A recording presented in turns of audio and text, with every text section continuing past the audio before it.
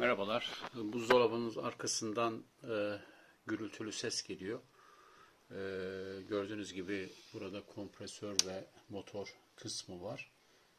Bir kapak var burada. Bu kapağı 5 tane vida tutuyor.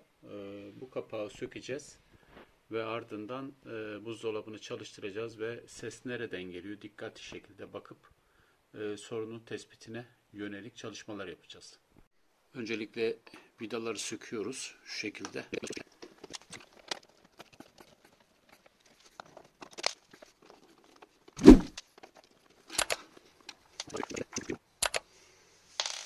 Evet, vidaları söktük.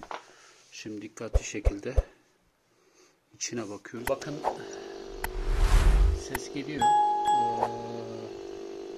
Nereden geliyor dersek şöyle bunu tutalım. Şu şekilde kontrol kalemiyle tutuyoruz ki cereyan olmasın diye.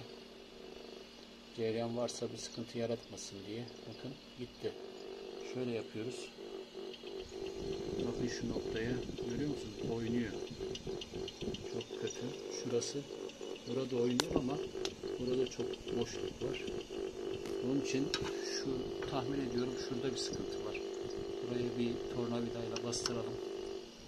Bakın ses gitti. Bıraktım ses başladı.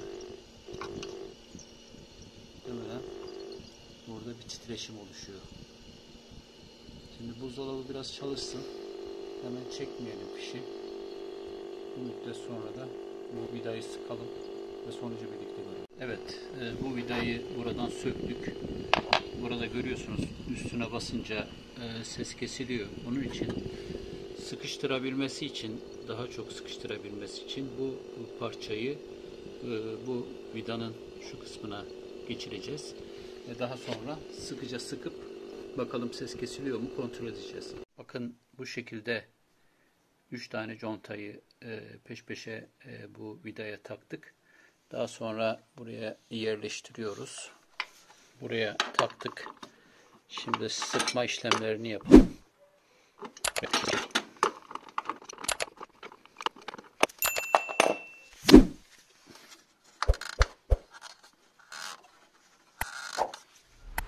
Sıkma işlemini gerçekleştirdik. Buzdolabının çalışıp tekrardan ses verip vermediğine bir bakacağız. Evet. Gördüğünüz gibi ses kesildi. Daha önce gürültülü çalışan buzdolabı sessiz şekilde çalışıyor. Hiç motor sesinden, fan sesinden başka bir ses duymuyoruz. Ve sesi gidermiş olduk. Siz de böyle bir sıkıntı yaşarsanız gürültü şeklinde mutlaka şu arkadaki kompresörün ayaklarının papuçları var. Onları bir kontrol edin. Gevşemiş olabilir, ezilmiş olabilir, deforme olmuş olabilir. Bunları düzelttiğiniz takdirde buzdolabınız daha rahat çalışacak. Bu şekilde de çok verimli şekilde çalışıyor. Videomuz bu kadar. İzlediğiniz için teşekkür ederiz.